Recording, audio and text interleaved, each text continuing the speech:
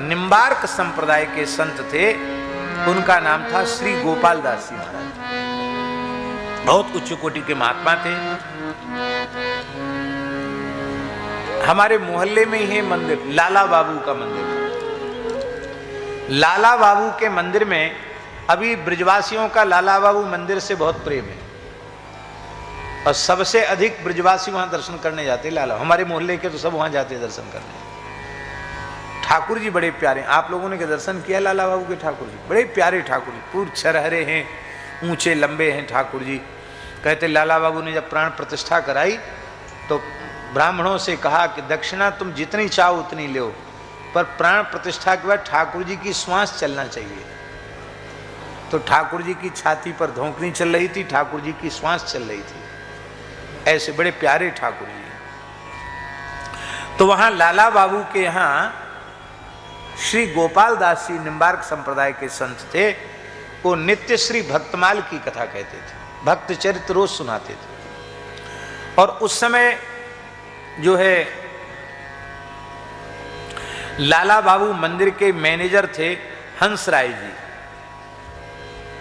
वो लखनऊ के निवासी थे और बिहारीपुरा है वृंदावन में, बिहारीपुरा में सपत्नीक रहते थे और मैनेजर का पद संभालते थे। लाला बाबू मंदिर का सारा काम देखते थे। कभी चले भी जाते थे बाहर। उनकी पत्नी बड़ी रईस थी और खूब आभूषण से सजी धजी रहती थी। उन्होंने अपने घर के नौकर से सुना कि बाबा हंसदास जी बहुत अच्छी कथा कहते हैं। और ज़्यादा सत्संग में उनकी बहुत रुचि नहीं थी, लेकिन बहुत संत अच्छी कथा कहते हैं, बहुत से ब्रजवासी जाके सुनते हैं, तमाम साधु भी पहुंचते हैं सुनने के लिए। तो मैं भी अब यहीं वृंदावन में हूँ ही तो कथा सुने आऊँ। तो बिहारीपुरा से हंसराय जी की पत्नी कथा सुने। कथा का कायदा यह है कि कथा आरंभ होने के पहले आना चाहिए। अब वो कथा कुछ हो जाती उसके बाद तो वो आती सज धज के, और मैनेजर की पत्नी तो सबसे आगे बैठना चाहती, तो छम छम छम करके आती और लोग कहते आओ आओ आओ बैठो बैठो बैठो, वो बिठाते। तो श्री गोपाल दास जी को थोड़ा कथा में विक्षेप होता। एक दिन हो गया, 2 दिन हो गया, तीसरे दिन और बड़ी रसमयी कथा चल रही थी। और उसी बीच में हंसराय जी की पत्नी आ गई छम छम करती गई। आज बाबा खींच गए। तो बाबा तो कथा तो कहते रहे, पर कथा का उन्होंने क्या कहना चाहिए उसको, घुमा दी बात, प्रसंग घुमा दिया। ये सब वक्ताओं को कला होती है, कब क्या कहना है वो कह देते हैं। तो गोपाल दास जी महाराज ने कथा को घुमा फिरा के कहा कि गहने बेचो,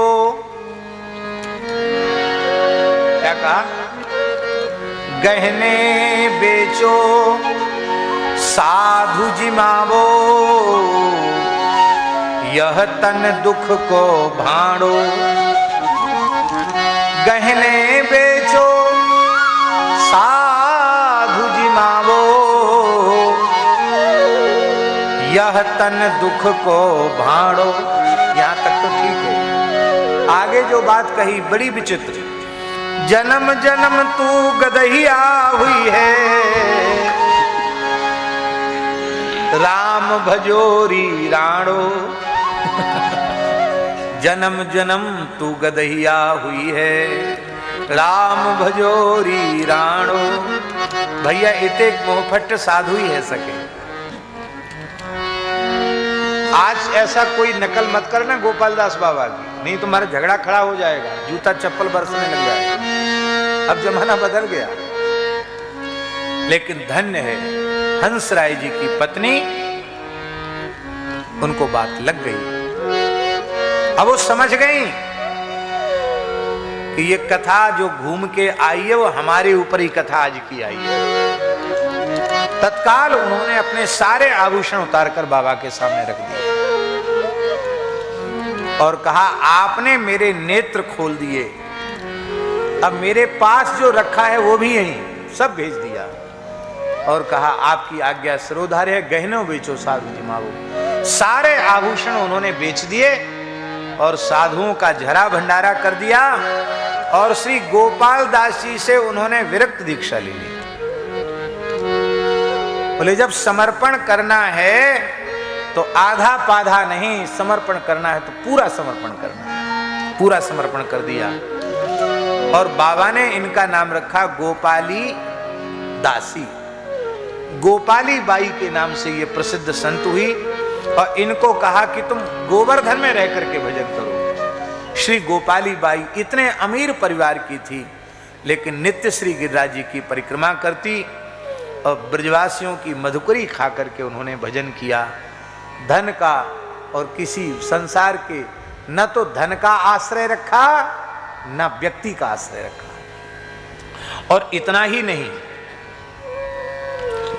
इस अपनी पत्नी के इस वैराग्य से लाला बाबू मंदिर के मैनेजर हंसराय जी इतने प्रभावित हुए कि हंसराय जी भी रो करके आए। बोले आपने उस पर तो कृपा कर दी जिसके बारे में हम कभी सोचते नहीं थे। अब वो परम वैराग्य पूर्ण रहनी से रह के गिरिराज जी में भजन कर रही है, अब मेरे ऊपर कब कृपा होगी? मैं भी आपकी शरण में हूँ, मेरे ऊपर कृपा करो। बाबा ने उन्हें भी विरक्त दीक्षा दी और उनका हंसराय जी का नाम रखा हंसदास और कहा कि तुम बरसाने में रह करके भजन करो। गोपाली दासी ने, गोपाली बाई ने गिरिराज जी में रहकर भजन किया और अंतिम क्षण तक गिरिराज जी में रह करके गिरिराज जी की रज प्राप्त की। तलहटी गोवर्धन की रही है, तन पुलकित ब्रजरज में, लोटत गोविंद कुंड में नहीं। गिरिराज जी की तलहटी। और हंसदास जी ने जीवन के अंतिम श्वास तक बरसाना वास किया और श्री जी के निज धाम बरसाने की रज प्राप्त करके उनका जीवन धन्य हुआ।